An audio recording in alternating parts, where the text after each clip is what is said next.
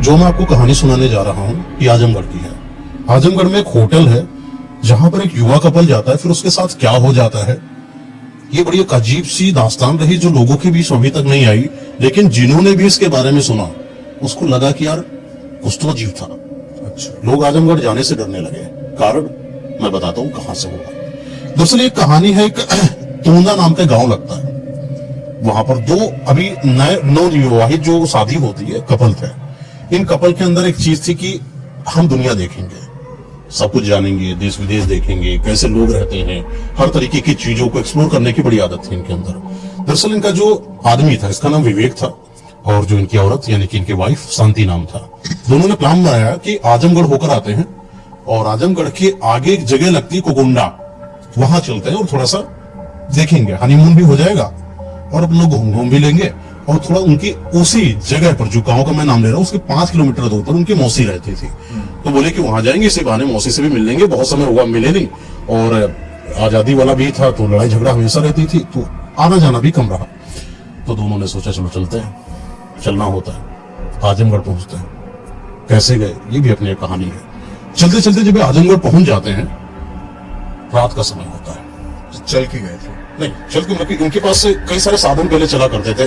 किसी का सपोर्ट ले लिया, किसी की गाड़ी बग्घी पहले चला करती थी, थोड़ी बग्घी पकड़ ली, थोड़ी दूर पर बैलगाड़ी पकड़ ली, इस तरीके से एक दूसरे का पलायन हुआ करता था। कुछ रास्ता कवर कर ली खुद पैरों से, आजकल तो कोई इंसान नहीं चलता, पहले के जाते थे। आजमगढ़ पहुंचते हैं लेकिन धीरे धीरे शाम होने लगी। 6 से 7 बजे का समय था। शांति विवेक से बोली कि लगता है तुम्हें कि हम लोग पहुंच जाएंगे?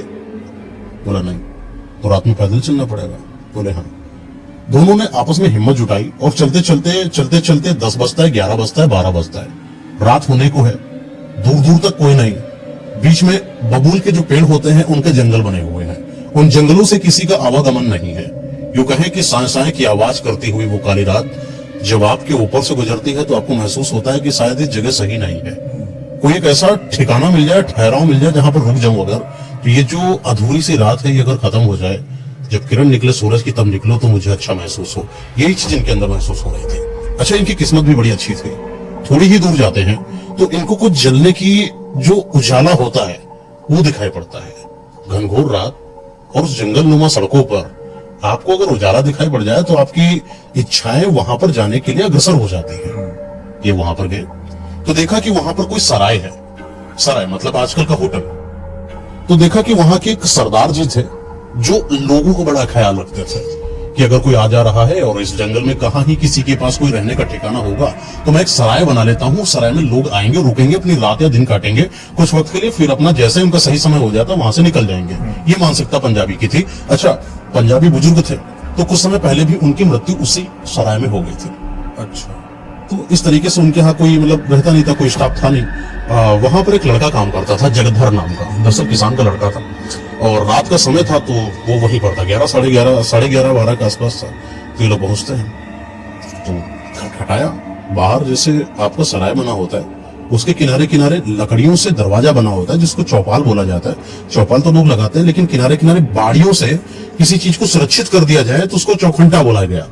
वहां पर ही गेट लगे हुए थे जो कि बांस के बने हुए थे। इनको लगा कि शायद किसी का घर है तो एक बार खटखटाएं तो हो सकता हो कि मुझे रहने का ठिकाना मिले। तो खटखटाया, वहां से वो लड़का आया जगधर इनको देखता है, क्या बात है?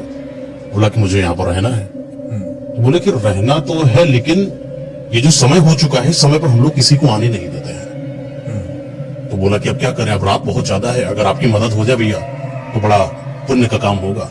और हम लोग भी बहुत दूर से चलते चले आए हैं, न कोई रहने का ठिकाना है, खाना भी खा नहीं पाए, पानी पीने की इच्छा है। अगर आपकी इच्छा हो, मनसा हो तो मुझे एक रात बस थोड़ी दूर 4-5-6 घंटे के लिए मुझे यहाँ पर रहने लीजिए। तो जगदर भी थोड़ा सा अच्छा आदमी था, वो लोगों की मदद करता था और अपना अकेले रहता था। उसने बोला कि अकेले से 2-4 और सही, 2 लोग और होंगे, 4 बातें होंगी, इसी बहाने हलचल मची रहेगी रात में, उनको बुला लेता था। ठीक है, अच्छा आप रहो, लेकिन याद रखना कि यहाँ पर कई सारे कमरे बने हैं। इस कमरे में जो मैं आपको कमरा दे रहा हूँ वहां थोड़ी ही दूर पर वॉशरूम है।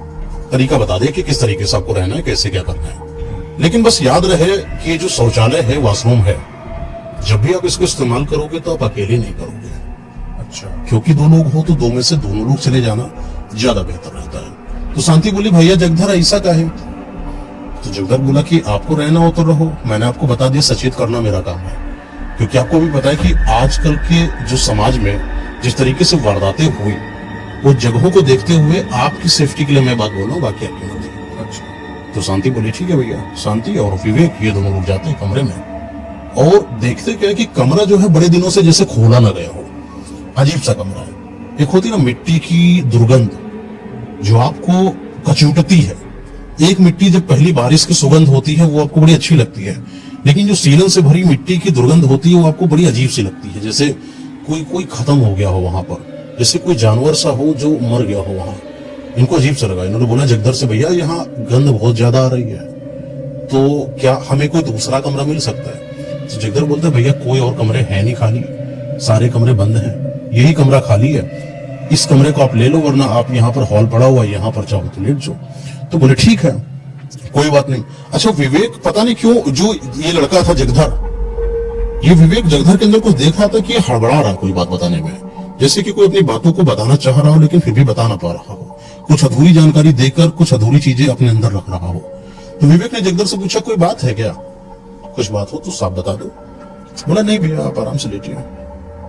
उस समय पैसे नहीं चलते थे, इंसान का व्यवहार चलता था, और व्यवहार अच्छा हो इंसान का तो एक दूसरे के साथ बात भी बनती थी। विवेक अगर शांति से बोलता है कि यार पता नहीं कुछ अजीब लग रहा है मुझको, जगदर रहा जाए कि नहीं रहा जाए, तो शांति बोली रात है क्या करें, चलो रह ही लेते हैं फिर देखा जाएगा। तो वहां पर एक चौपाल पड़ी हुई थी, पहले के जमाने में खटिया बोला जाता था, वो खटिया पड़ी है, उस पर आपको रहना है।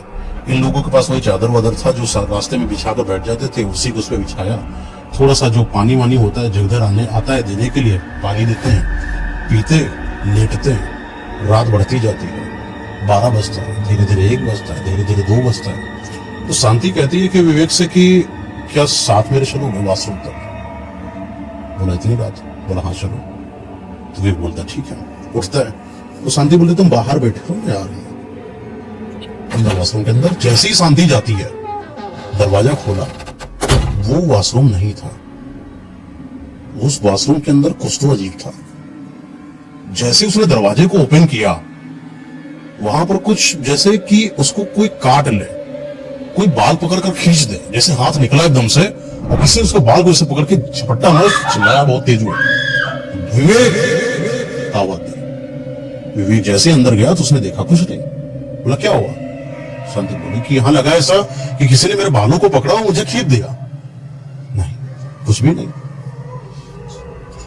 विवेक कहता मैं बाहर बैठा हूं, थक गई हो, ऐसा लगता है कि इसलिए थोड़ा दिमाग पर शांत बनाओ, सब जो कर लो, फिर मैं आ जाता हूं। शांति जाती है वाशरूम, जो भी अपना नहाना धोना वाशरूम वगैरह करना होता करती है, लेकिन पता नहीं क्यों उसको बार बार ऐसा आभास हो रहा था कि जैसे कि जो वो है वहां पर वो अकेली नहीं है, कोई और भी उसके साथ उसको वो सब करते हुए निहार रहा है, जैसे कि कोई उसका अपना बनने की कोशिश कर रहा हो, उसके साथ रहने की कोशिश कर रहा हो, जैसे कि उसको अपनी तरफ खींचने की कोशिश कर रहा हो। कुछ उसको आभास हुआ और वो जल्दीबाजी में उठती है, दरवाजा खोलने की कोशिश करती है।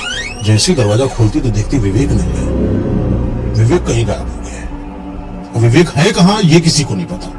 वो उसी कमरे में, जिस कमरे में विवेक और शांति रह रहे थे, उस कमरे में जाती, शांति बोलती विवेक विवेक, तो दूर दूर तक विवेक है। और शांति को लगा ये कहाँ जा सकता है, जबकि जगदर ने तो बोला था कि एक साथ रहना, और विवेक अभी था मेरे साथ और ये अचानक गायब कहां से हो गया। बाहर निकली, देखा कि जगदर भी नहीं। आवाज देती रही कोई है, कोई है, कोई है, लेकिन इन आवाजों का जैसे कि कोई जवाब देने के लिए बना ही ना हो। दोनों गायब, कोई नहीं। पूरा का पूरा सराय यानी होटल एकदम सुनसान।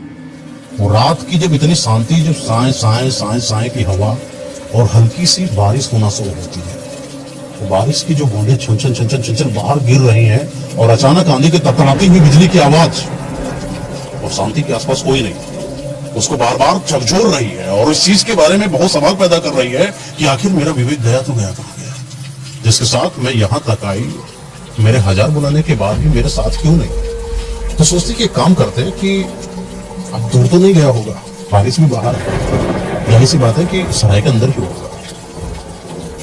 हो सकता हो कि कमरा बदल गया हो। होता है कि आप किसी नई जगह पर जाओ, एक ही जैसे कईयों कमरे बने हो तो आप कंफ्यूज हो जाते हो। उसको लगा के साथ विवेक कंफ्यूज हो गया किसी कमरे में, तो हर कंफ्यूज वो कमरे में जाती है, धप धप धप आवाज करती है, लेकिन जैसे आवाज करे तो कोई खुले नहीं। अच्छा, सिटकिनी भी लगी है सब पे, बहुत टाइट सिटकिनी है। खोलने की कोशिश करती है तो देखा क्या, कोई दरवाजा खुल तो रहा है लेकिन वहां पर बड़ा अंधेरा है। अच्छा, उजाला हो तो आप कोई चीज देखो, ना आपके हाथ में लालटेन, ना लाइट, ना उजाला, ना कुछ। थोड़ी दूर पर और जाती है, ठप ठप ठप ठप, दरवाजा कोई नहीं खोल रहा। ये धक्का मारती हल्का सा, फिर देखती पूरा अंधेरा। ऐसे करते करते किसने 11 कमरे तक नहीं खोल डाले, लेकिन विवेक न जगह कहीं पर कोई नहीं। ये जिस कमरे में जो उनको कमरा अलॉट था, उसके बगल वाले कमरे के ऊपर मंजिल पर 2 मंजिल नहीं थी। ऊपर देखती है, चढ़ते चढ़ते जीने पर गई और जैसे ही दरवाजे पर धप धप धप धप धप धप 3-4 बार किया और एकदम से दरवाजा खोला। दरवाजा किसने खोला? क्योंकि दरवाजा खोलने के लिए भी तो अंदर से कोई होना चाहिए। ना तेज हवा है वहां पर, बारिश है लेकिन आंधी नहीं चल रही है, और आंधी भी ऐसी जिसकी दिशाएं अलग हैं, लेकिन आपके दरवाजे खोलने की जो दिशा होती है वो अंदर की तरफ होती है, ना कि ये। और धक्का भी आपने तेज मारा नहीं, उसने जैसे धक धक धक किया, उसको पता था कि मेरे दम इतनी नहीं लगी दरवाजे पर, लेकिन दरवाजा खोला। और दरवाजा मजबूत थे, पहले लकड़ी के हुआ करते थे और उनको खोलने के लिए थोड़ी दम लगानी पड़ती, लेकिन दरवाजा पूरा खुल गया। तो देखती क्या कि अंदर हल्का सा उजाला है, हल्की सी, जैसे कोई दीपक जल रहा हो। उस जले हुए दीपक के बगल में उसके विवेक का चेहरा दिखाई पड़ रहा है, और विवेक का जो चेहरा है जैसे किसी ने कूट कूट कर उसको अधमरा कर दिया हो। पूरा खून से लथपथ है उसका चेहरा। उसको पता है कि ये मेरा विवेक है। वो दीपक उठाती है और हल्का से इधर उधर देखती है, पूरे कमरे में कुछ नहीं दिखाई पड़, जैसे उजाला है, उजाले के ऊपर कितना दिखता है, बस इतना, बहुत ज्यादा। तुम देखती है दीपक बहुत तेज, उसका सदमा जैसे ऐसा लगा कि इससे पूरा जमीन निकल गई पैरों से, अपना पति खत्म। भ्रम है या सच है कुछ पता नहीं। थोड़ा सा और इधर लेकर आती है और जैसे एक बार ऐसे लेकर सांस, कुछ अजीब सी शक्ल आई। वो बड़ी अजीब सी शक्ल थी जो उसको सिर्फ एक ही बार दिखाई पड़ी। फिर बाद में दीपक को इधर लेकर जाती, वो अजीब सी डरावनी शक्ल जिसके चेहरे पर फफोले पड़े हो, वो उसको दिखाई नहीं पड़ रही है। बार बार इधर लेकर जाती तो सिर्फ उसको विवेक का चेहरा दिखाई पड़ता। वो फूट फूट कर विवेक के शरीर पर हाथ डाल डाल कर रो रही है। आज उसका सब लुट गया हो। वो विवेक को उठाए कैसे, ये बड़ी समस्या है। तो वो जगधर को आवाज फिर देती कि कोई है जो मेरी मदद कर सकता है, कोई है जो मेरी मदद कर सकता है। पता नहीं क्या किस्मत है इसकी, तेज है, लिखवा के लाई है, वो वही जाने। लेकिन बगल के कमरे से आवाज तो नहीं आती है। 2 आदमी आते हैं और एक लड़की। 3, अभी तक कोई नहीं निकल रहा था, लेकिन अब अचानक से 3 लोग निकले। बोले कि कौन हो, क्यों आवाज दे रही हो? शांति बोले, मेरे आदमी को किसी ने मार दिया, मेरी मदद करो। वो लोग वहां पर रहने आए थे, तो वो लोग रह रहे थे, रात का समय था। वो लोग भी ऐसे जैसे ये लोग निवास कर रहे हैं, वैसे ये लोग वहां पर निवास कर रहे हैं। रात का समय है, विवेक को निकालने जाए। जैसे ही विवेक को निकालने जाते हैं, आप शॉक्ड हो जाओगे। ये चीज शांति भी हैरान हो जाती है कि उस दीपक के उजाले से जैसे वो विवेक के चेहरे को देखने की कोशिश करती है, विवेक नहीं है वहां, बॉडी गायब गायब।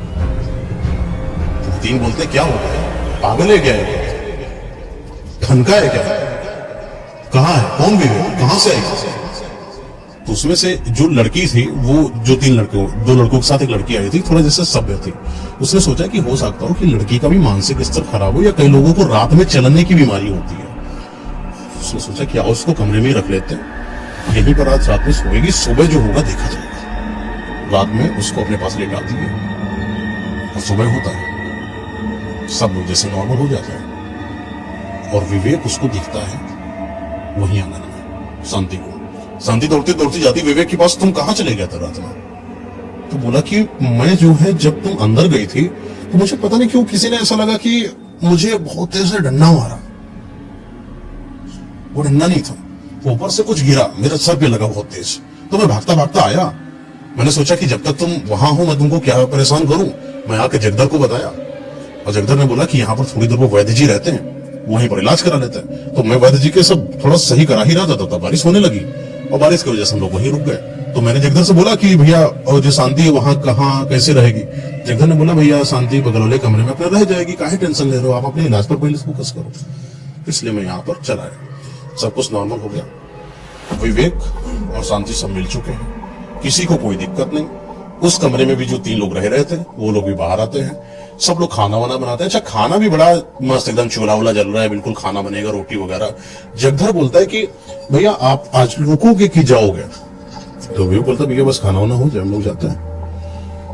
लेकिन वो एक ऐसी जगह थी जैसे विवेक और शांति को कोई ना कोई उद्देश्य से इस जगह से दूर नहीं जाने का आदेश दे रही हो। बार बार विदेश और जो अपना विवेक और शांति है, इसको बार बार ऐसा लग रहा था कि मुझे यहाँ पर रुकना चाहिए। तो लेकिन जगधर बार बार बोल रहा था कि चले जाओ, क्योंकि उसको भी ज्यादा लोगों को रहना नहीं है, रखना नहीं है। क्योंकि जो सराय जी जिनका सरदार जी का उनका था, उनके भी लड़के बच्चे थे, उनको भी सब हिसाब देना होता था।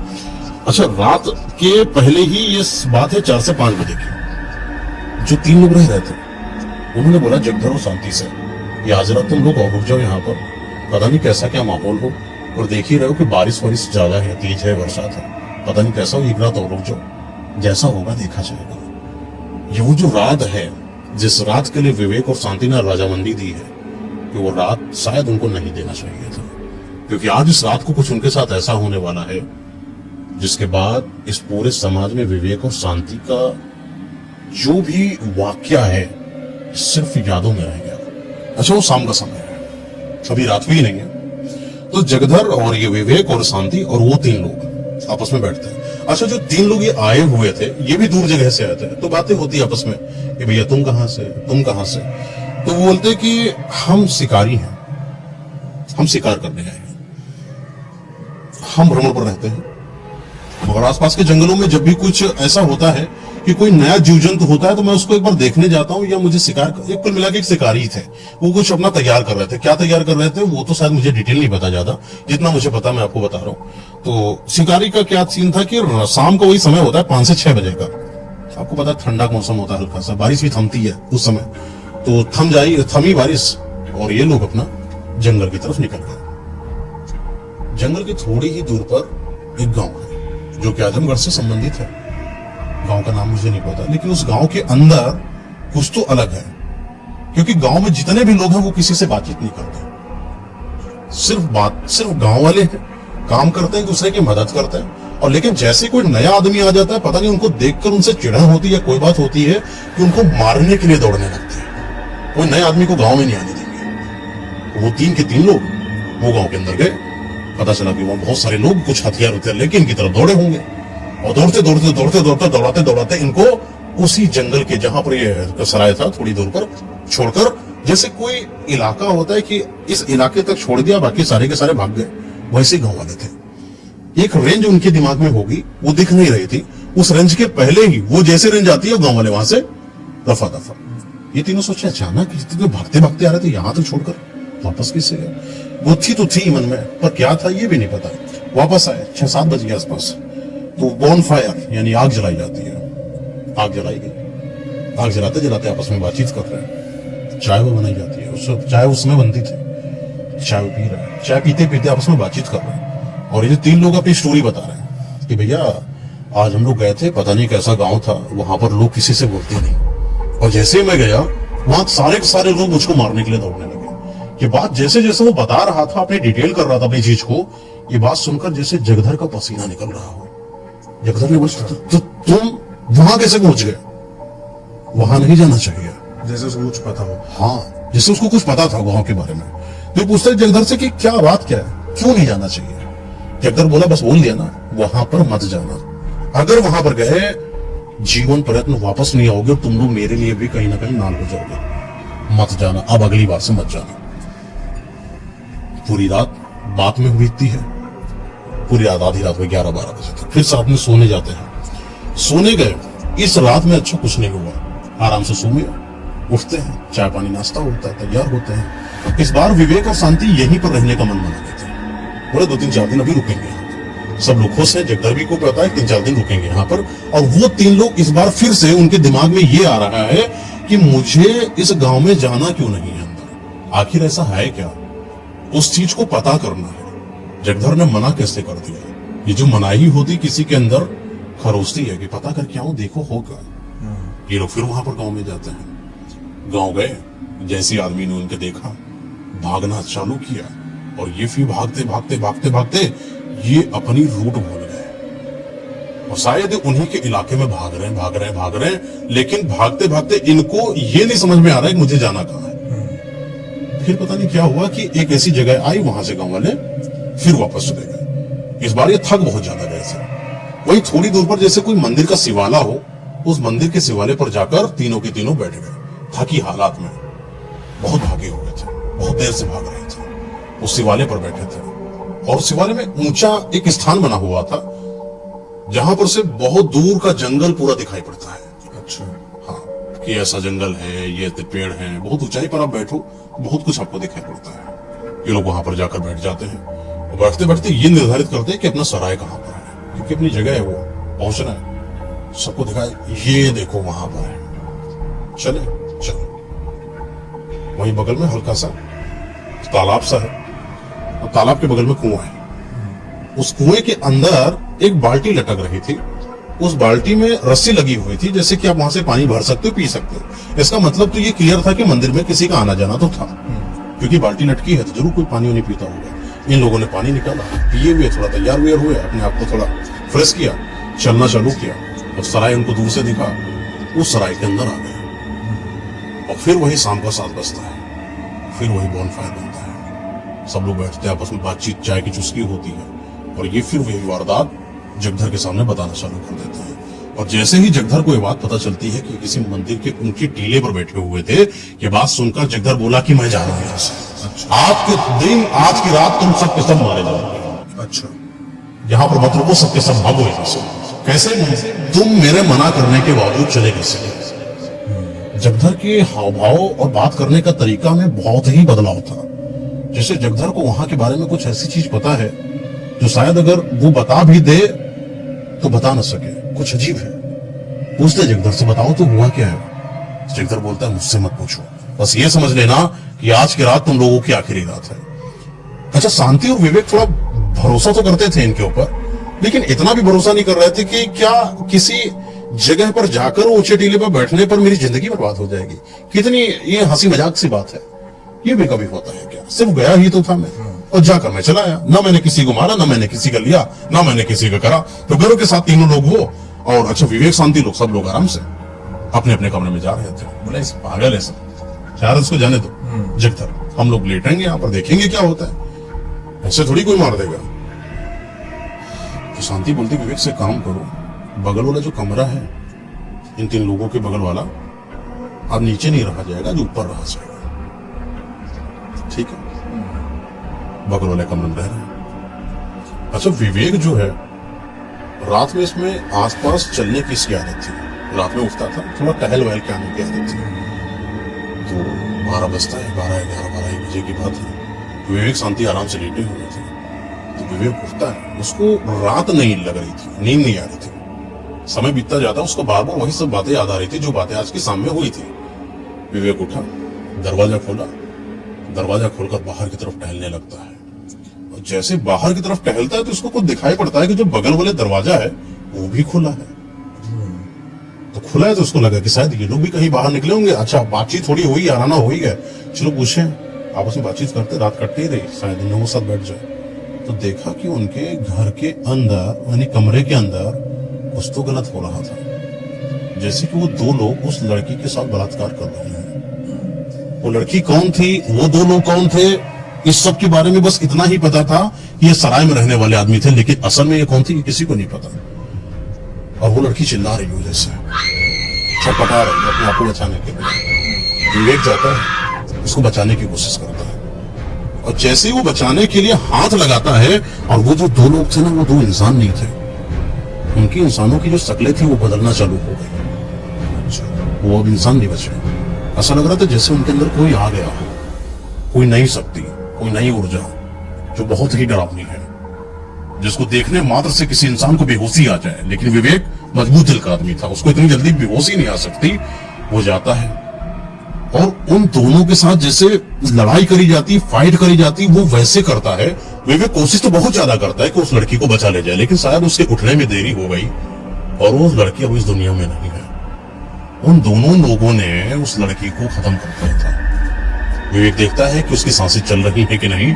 उसकी सांसें नहीं चल रही थी। और ये जो दो इंसान थे, जो कि अब इंसान नहीं लग रहे हैं, जैसे कि कोई आत्मा हो, जैसे कि कोई बहुत समय का भूखा भूत हो, जो अपनी इच्छाओं की पूर्ति उस बेचारी लड़की से कर रहा है। विवेक उनके सामने हार जाता है और वो उसको, विवेक को पकड़कर ऐसे दीवार में घसीट कर ऊपर की तरफ लड़ाते हैं। विवेक इसमें बेहोश सा हो जाता है। बड़ी देर के बाद विवेक उठता है और जैसे विवेक उठा, आंखें खोली तो देखता है कि कोई वहां पर नहीं है।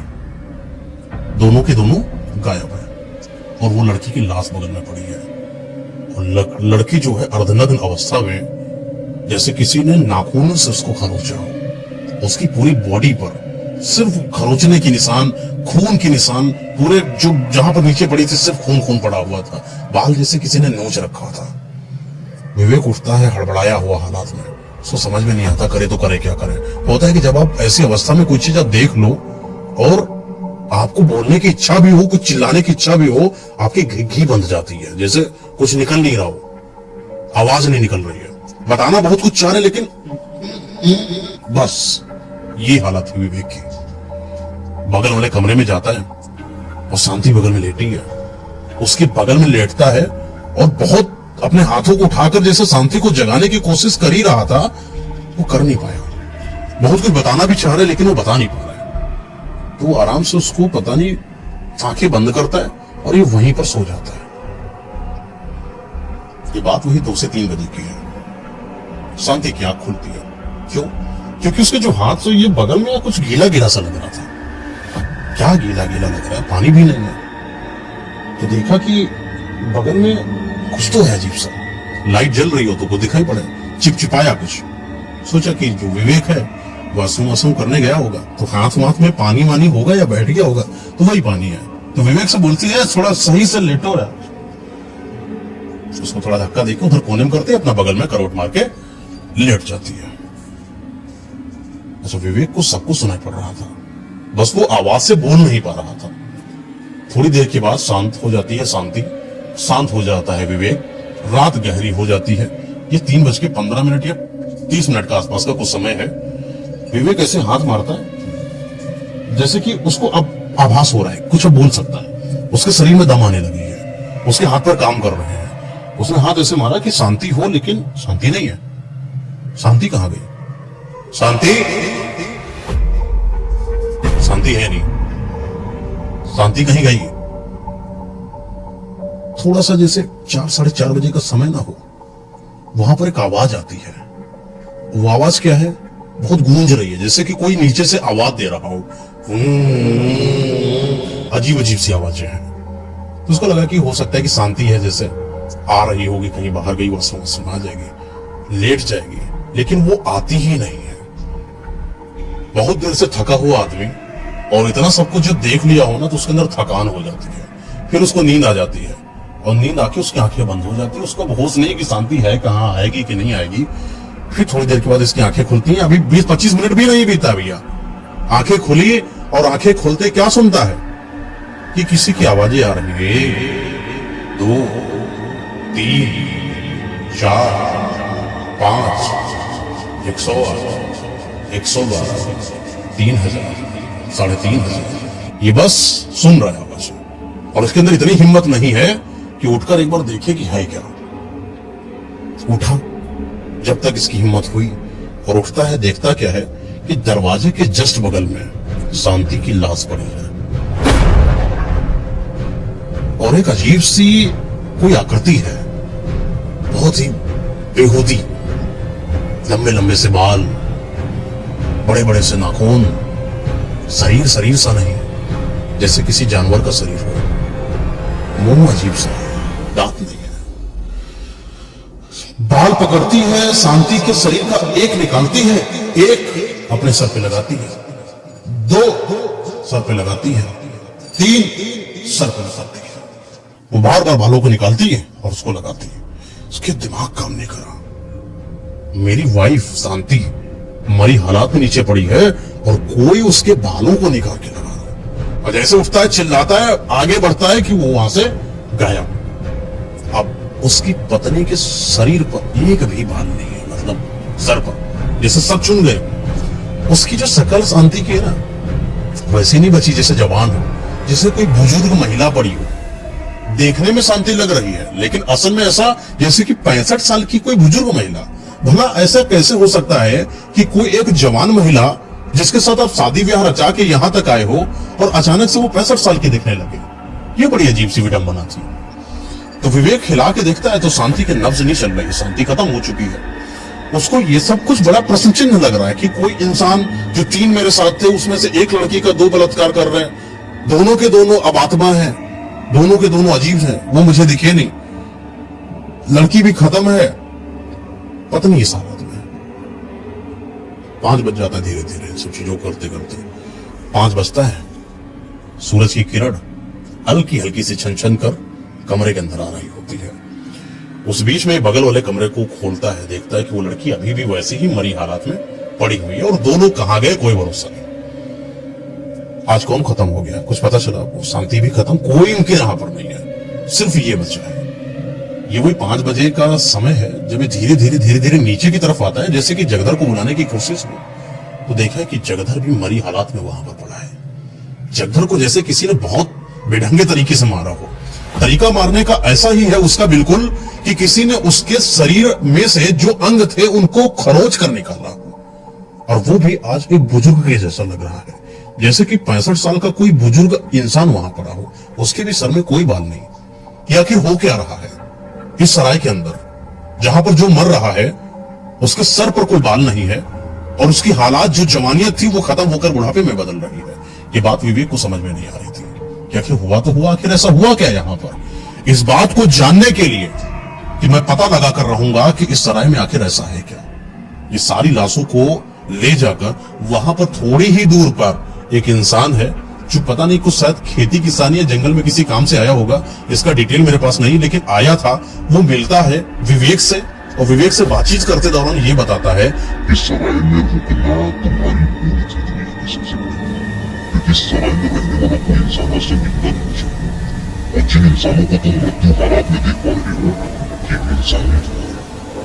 ये जो लड़की है जो शांति तुम्हारी पत्नी के रूप में, ये तुम्हारी पत्नी भी नहीं, ये सराय की ही मालकिन है जो बहुत समय पहले यहाँ पर मरी हुई थी, और मरने के बाद ये कहीं दूर दराज में जाती है, नए विवाहित जोड़ा यानी किसी नए मर्द का तलाश करती है और उसके साथ शादी रचाती है और उसको घुमाने के बहाने इस सराय में लेकर आती है और सराय में लाकर ऐसी हालात पैदा करती है जिसके तुम साक्षात हुआ है।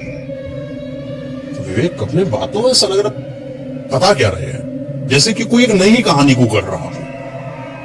अगर आपके पास सवाल का जवाब नहीं है तो आप मत बताइए, विवेक बोलता है, लेकिन कम से कम मुझे कंफ्यूज तो मत करिए। ये क्या बात कर रहे हो? मेरी पत्नी है, शादी हुई है, पूर्ण रूप से मैंने शादी विवाह रचाया है, रिश्तेदारों की रजामंदी में, अपने परिवार की रजामंदी में अब शादी हुई है, और मेरे रिश्तेदारों के जो संपर्की रिश्तेदार थे उनकी बिटिया थी, उनसे शादी हुई है। क्या बात कर रहे हो? ऐसा भी भला हो सकता है क्या? बोला नहीं हो सकता तो मैं तुमको प्रमाण देता हूँ। आज रात तुम यहाँ पर सराय में रुको और आज मैं भी आता हूँ और मैं तुमको दिखाता हूँ कि ये लोग थे कौन। विवेक को ये बात जैसे उस अनजान आदमी ने बताई, विवेक को थोड़ा सा तो भरोसा हुआ और थोड़ा सा डर भी लगा। क्या सच में ऐसा हुआ था? वो अपनी पुरानी यादों को लेने लगा। बार बार उसकी वाइफ पता नहीं क्यों यही बोला करती थी विवेक से कि चलो ना कहीं घूम कर आते हैं, चलो ना कहीं घूम कर आते हैं। जब तक मेरी शादी नहीं हुई तब तक तो मुझे हमेशा माँ बाप ने होकर कभी बाहर नहीं जाने दिया। मेरा सपना था कि जब मेरी शादी हो जाएगी तो मैं अपने पति के साथ पूरी दुनिया घूमूंगी। हालांकि विवेक घुमक्कड़ था, पर इतना भी नहीं कि किसी दूर जगह पर चला जाए, वो भी तंग हालात। जब हिंदुस्तान पाकिस्तान के इस तरीके के मामले आ रहे हो, कोई आए ना आए दिन कहीं पर बम विस्फोट हो रहा हो, कहीं किसी को मार दिया जा रहा हो, और वो आजमगढ़ का वो इलाका जहां वैसे ही तैनाती बहुत ज्यादा रहती थी और तंग माहौल में क्यों आखिर उसको जाना था। ये बार बार उसके सपनों में, सपने क्या मतलब दिन में भी इंसान सपने देखता है, बार बार यादें आ रही थी। ऐसा क्यों, ऐसा क्यों? कभी तो अपने ऊपर शक करता, कभी उस इंसान पर शक करता। शक की एक ही दवा है, बस एक वो दवा है कि साक्षात्कार हो जाए एक बार किसी इंसान की बातों से, क्या वो सच कह रहा है या गलत कह रहा है। लाशें जला दी जाती हैं, वो आदमी आने का इंतजार कर रहता है। रात का समय है, धीरे धीरे 7 बजे, 8 बजे, 9 बज गए, लेकिन आदमी आया नहीं। तो उसको लगा कि आदमी झूठ बोल रहा था मुझसे, विवेक को। ये मुझे ऐसा क्या दिखा देगा। 9, 9:30 बजे के आसपास की बात है। उस सराय की थोड़ी ही दूर पर कोई खड़ा था काले कपड़ों में। उसके गले में जैसे कि जो किसी छोटे जानवर के मरे हुए मुंड जो होते हैं, जैसे कंकाल होता है, उसको उसने गले में धारण कर रखा हो। एक अजीब विशालकाय और विनाशकारी जैसा उसका शरीर लग रहा हो, और हाथों में कुछ कमंडल सा है, और कुछ एक बड़ी सी बग्घी जैसे वो होता है बोरी जैसी प्लास्टिक का, उसमें कुछ सामान वामान जैसे रखा हो, वो लिए हुआ खड़ा है। और वो धीरे धीरे धीरे धीरे सराय की तरफ चलना तब चालू करता है जब विवेक उसको देख लेता है। वो नजदीक आता जा रहा है और विवेक इस अनजानता में कि है कौन, इस कसमकस में डूबा है। धीरे धीरे नजदीक आया तो देखा कि ये वही इंसान है जो मुझे मिला हुआ था और जो मुझे बेतुकी बातें बता रहा था कि मेरी पत्नी नहीं है, ये सराय की मालकिन थी, और ये तांत्रिक के भेष में यहां पर क्या कर रहा है। तो बात करता कि आप कौन?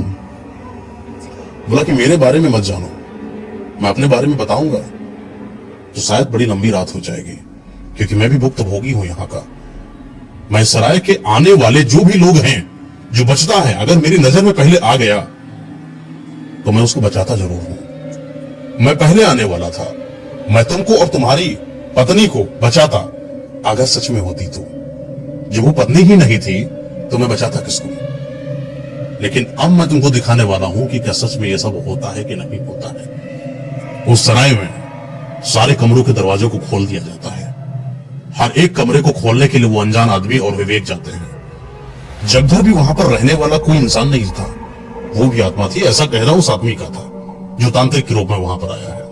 तो तांत्रिक अपनी शक्तियों का आह्वान करता है और वहीं पर एक जगह को सफाई करता है।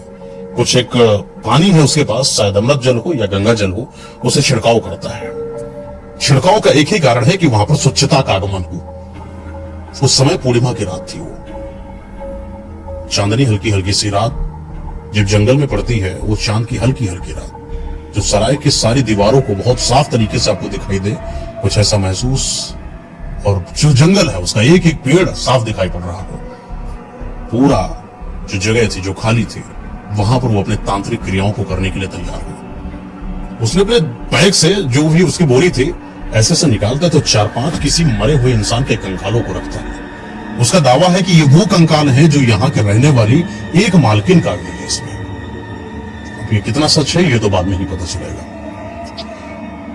सिंदूर बिछाया जाता है किनारे किनारे, कई सारे दीपक जलाए जाते हैं, अग्नि का वहां पर जलाया जाता है, और बगल में बोला जाता है कि तुम यहां पर लेट जाओ, और जब तुम लेटोगे जो जो मैं तुम्हें कहता जाऊं वो चीज तुम महसूस करते जाना, और जैसे जैसे तुम्हें महसूस हो डरना नहीं, क्योंकि हर वो आत्मा, हर वो एक एक इंसान जो इंसान तुम्हें दिखा था, पहले वो उसी रूप में दिखेगा, फिर अपने बदलते रूप में, अपने असली रूप में दिखेगा।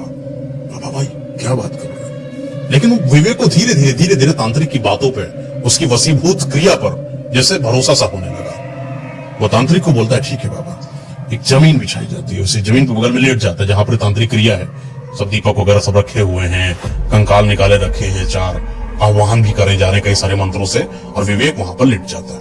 थोड़ी देर के बाद वो अनजान आदमी यानी तांत्रिक विवेक के कान में जाकर बोलता है, एक एक करके अपने शरीर के जितने भी वस्त्र धारण करे हो सब उधर कर बाहर फेंक दो। सब बाहर नग्न अवस्था में विवेक वहां पर पड़ा है। कुछ चंदन सा उठाता है, कुछ सिंदूर से उठाता है, भस्म मारता है ऐसे उसके शरीर पर, तो उसके आंख के किनारे किनारे जैसे कुछ धुंधला धुंधला सा दिख रहा हो, काला सा दिख रहा हो। अपनी आंखों को खोलता है, ये लगातार अपने मंत्रों को वहां पर उच्चारित करता जाता है, मंत्र उच्चारित करता जाता है, मंत्र उच्चारित करता जाता है, और विवेक के शरीर में जैसे कोई फड़फड़ाहट की महसूस होने लगे, फड़फड़ाने लगे शरीर। विवेक अपने शरीर पर संतुलन बनाने की कोशिश करता है, लेकिन उसके शरीर पर उसका कोई काबू नहीं, जैसे कि उसके शरीर के अंदर कोई आने की कोशिश कर रहा हो, लेकिन बार बार उसको कोई शक्ति बाहर से रोक रही है।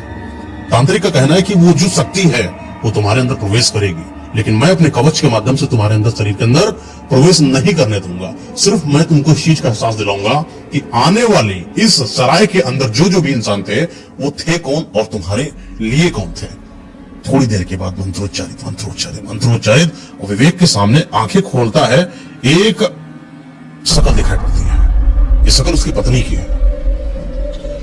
जो बार बार विवेक से बोल रही है, तुम मुझे छोड़कर कहां चले गए थे, तुम मुझे छोड़कर कहां चले गए थे, एक ही रट को वो बार बार लगातार बोलती चली जा रही है। थोड़ी देर में जैसे वो शकल ही बदलती जा रही है, दांत बड़े होते जा रहे हैं, शकल बड़ी धुंधली सी होती जा रही है। जवानी से वो बुजुर्गियत, जो जवान पत्नी और जो बुजुर्ग पत्नी जो उसने मरी हालत में देखा था, वहां से बदलता पूरा स्वरूप देखता है। और उस बुजुर्ग के ऊपर जो हल्की स्किन होती है ना, वो भी उतर कर कंकाल के रूप में अपनी पत्नी को देखता है।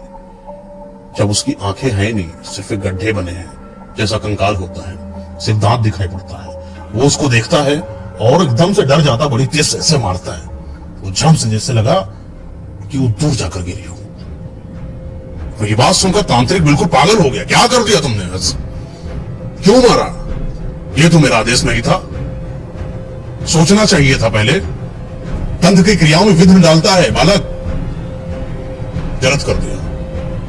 तेरी इस हरकत की वजह से मुझे भी शायद अब मुझे मृत्यु तरीके से मिलेगा। वो जैसे पागल हालात में तांत्रिक हो गया, जैसे तांत्रिक को ये नहीं करना था विवेक को। ये उसकी बहुत बड़ी गलती थी। अब लगातार आत्माएं आती चली जा रही हैं, वो आत्माएं अपना स्वरूप बदलती चली जा रही है। घेर घेर कर आत्मा, एक नहीं, कम से कम नहीं, 20 से 25 आत्माएं वहां पर आ गई। तांत्रिक की क्रिया का जो विघ्न पड़ गया ना भैया, वो उसका तोड़ नहीं था तांत्रिक के पास। 2-4 आत्माएं जैसे एक साथ आती हैं और तांत्रिक का गला दबाना चालू करती हैं। और वो जो आग जल रही थी ना, वो आग का डंडा उठा के जैसे तांत्रिक को मारा, तो पूरा तांत्रिक वहीं पर जलने लगा और तड़पने लगा, चिल्लाने लगा। जिंदा हालात में कोई इंसान वहां जलता हुआ दिखाई पड़ रहा है। और ये बात बड़ा भयावह हो सकता है विवेक के लिए। इतनी आत्माएं और किसी जिंदा इंसान को जलते हुए विवेक ने पहली बार देखा है। विवेक अपने आप को बचाने के लिए उठता है, अपने शरीर पर थोड़ा सा कंट्रोल आता है और वो वहां से भागने की कोशिश करता है।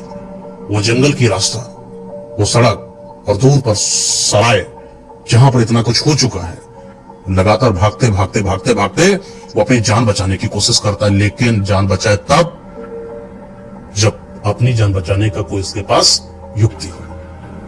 कहा जाता है कि वो जो विवेक था, वो वहां से भागता है और भागते भागते भागते भागते सुबह हो जाती है और वो बच जाता है, अपने आप को बचा लेता है। लेकिन ये जितनी भी चीजें उसके साथ वारदात घटी है, उसको जीवन पर्यंत कभी भुला नहीं पाया।